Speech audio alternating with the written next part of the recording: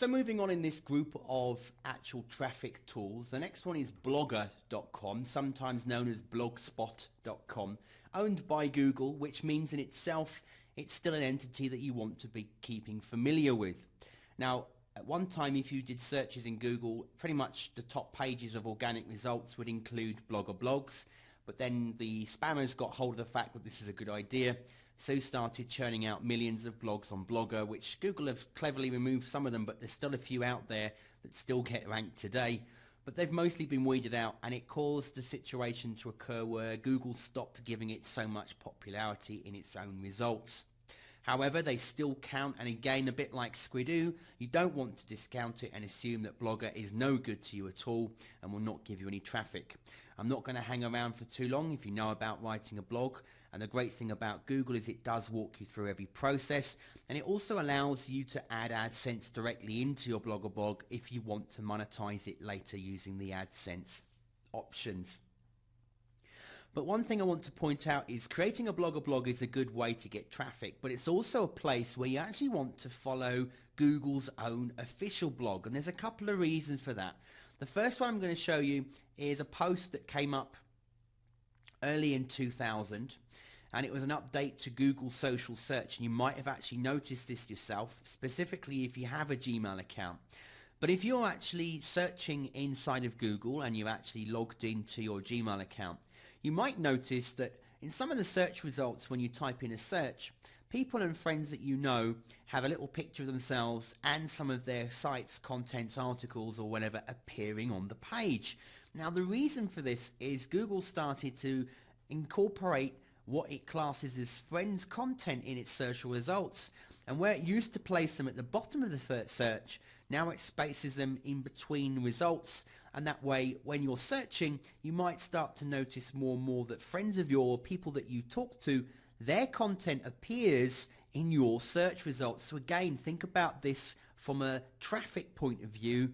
If you start building a Gmail account and you start getting people signed up and email and allow them to join your email and send you emails and you reply to them, and you get to a stage as well where you've got friends, because don't forget Google has YouTube, it has partnerships with sites like Flickr through Yahoo. So you'll start to find those types of content will appear in search. So by you creating content again and you socializing with other people through the web, there's a good chance that social media will deliver you clicks and traffic through time, and could even get you on the front page of Google organic search if your friends notice your information and they go ahead and click, and then of course they get to your site. I'm going to give you an example of this because throughout Google Buzz and Gmail account I'm connected to two people. One's called Bob Jenkins, you might have heard of him, Bob the teacher, and another person called Diane Corriette. I'm actually connected to them through my Gmail account as well. So if I type in list building, as you can see, the results are pretty high.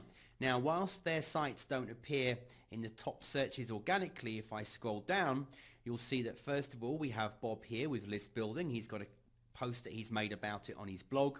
And here Diane has got one on her blog as well. So it shows you here that because these people have got content and Google says and classes them to be a friend, what it's saying is someone that you know has written content about this subject, and this would get perhaps earn them a click from me to go to the site. So it's a good way for you to build up and start having people on your list regularly seeing you popping up in searches and therefore coming through to your content.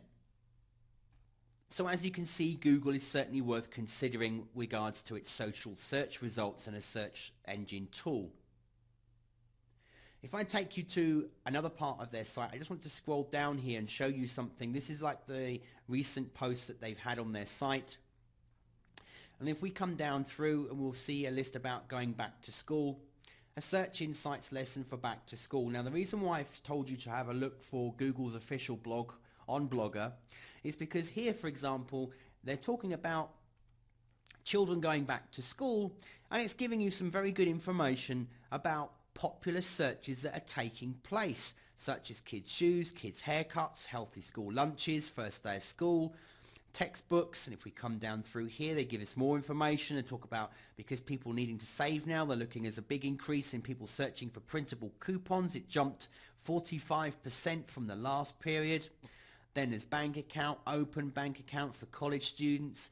This is a great way for you to just see trends. There's also one about the NFL as well. If we carry on reading through, we found some information about that as well. But the nice thing here is Google's blog will give you some information and tidbits occasionally that you can use for trends, which might help you when you're researching niches to then actually start creating content, knowing at what times of year and looking at Google Insights as well and finding out when and where certain subjects and that peak, and you can use that time to then drive traffic if you're in that niche and make the most of planning ahead and getting the best from Google. I'm going to talk a bit more about blogging later on because it is very important that it's one of the traffic streams that you focus on in quite a lot of detail. But just to cover this as part of what I call the social media tools, Blogger has a great site, but also WordPress.com. Now this isn't where you host your own actual blog, that's at wordpress.org, and that's the one I'll talk about later. But WordPress.com is where they host your blog for you. But again, it has a lot of people searching actually directly on this site every single day. It gets a lot of search, a lot of traffic, and people can find you through these types of blogs. So don't discount using WordPress.com. If you don't want to use Blogger, you could perhaps use WordPress or even combine the two. And again, this isn't about being your main site. This is about driving traffic to your money site or to the site where you want to get your traffic to ultimately.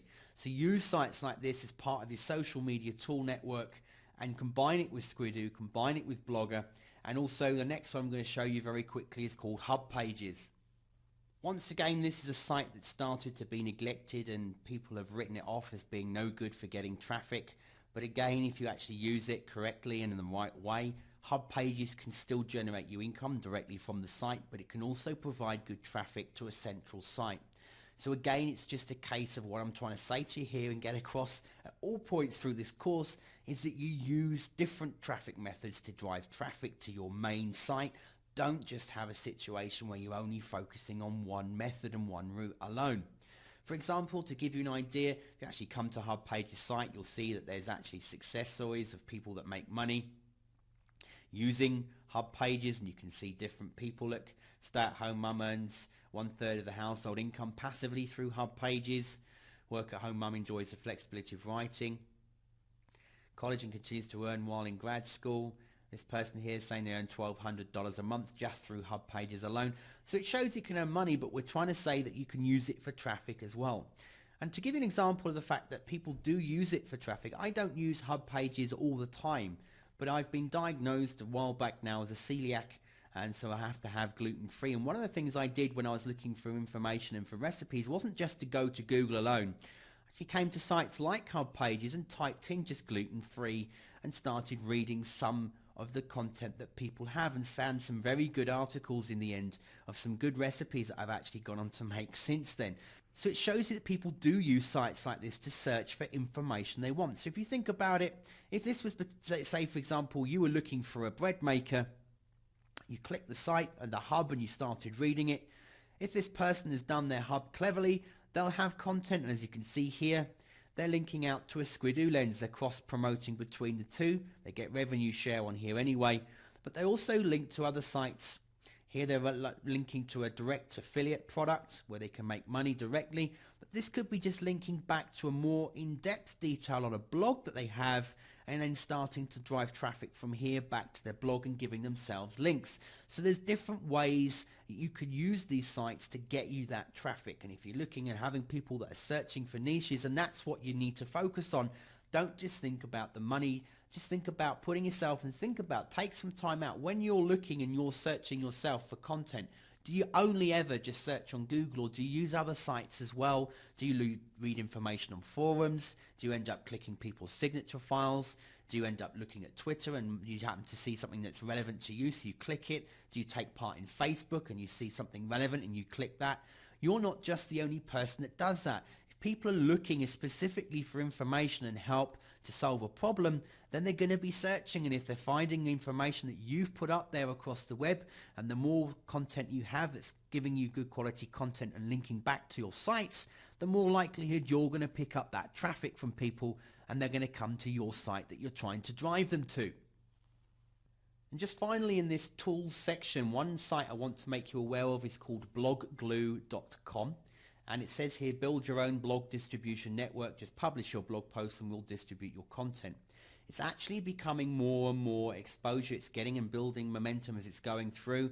And a lot of people are starting to find that by connecting with other blogs, they actually are starting to see and get more traffic to their blog in their own network. So again, if you're going to set yourself up with a blog and you're going to be creating content, get yourself a free account at BlogGlue, spend some time going through and connecting to other networks, and if you're following your stats in cPanel, you will see that over time you start to pick off some nice traffic through other partner sites within the network that want to link with you and happy to publish and promote your content. So this is a good tool to incorporate into that whole social media tool section. I just want to wrap up this actual section where we're talking about social media tools just by covering something about duplicate content and aged content. Now, people will tell you that quite often if you have duplicate content, then you get slapped for it and you don't get any recognition for that content, and it won't help you. Now, this is just actually a site that was a template site I purchased many years ago, and I put it on one of my own sites. And the article title that we have here, Reduce the Size of Your Tummy, gets a few thousand views per month. And it's not the only version of this article that's available on the web. There are other sites that carry this same article, and it does make me income through AdSense getting clicks. Now, I'm not going to go into full detail about this particular niche and setting up, but it also gets me traffic to other sites and other content as well, because of the way it's networked. Now, I did this many years ago. I haven't touched this site at all in the last few years. It's just literally sitting there on a domain that's now an aged domain for me. It's been there for a while. It has all sorts of content on it. A lot of it doesn't even make any sense. It's just there. But every single day it gets views and it gets clicks. And that's the thing I want to share with you, that just because you have duplicate PLR content sitting on your hard drive, don't assume that you can't use any of it, because you'll get slapped for that, because you won't. If you've got duplicate content and it's actually makes sense and it's integral and it's part of what you're trying to say, Google doesn't hit you hard for it. If you just put a load of spammy content on the site and then just put in a few PLO articles that everybody else has got, yes, you might find your site being labeled as worthless and you're not getting any traffic from it. But if you integrate good quality PLR content that gives people information they're looking for, and you have your own content connected to that and linking into the right direction, you have it as part of your traffic regime, not the whole way, then it's going to benefit you over time. It's going to count, as I said at the beginning, it's going to count towards your link juice, if you want to call it that, and it's going to reward you with traffic back to your site. But again, this isn't the only method that you adopt. You don't just want to set up one site with some information and just leave it and do nothing else ever. You want to combine it with other ways of getting traffic, and then you will see, over time, you will see quality traffic coming to your sites that you're trying to aim at. So that's just something I wanted to keep in the back of your mind as you carry on going through the course.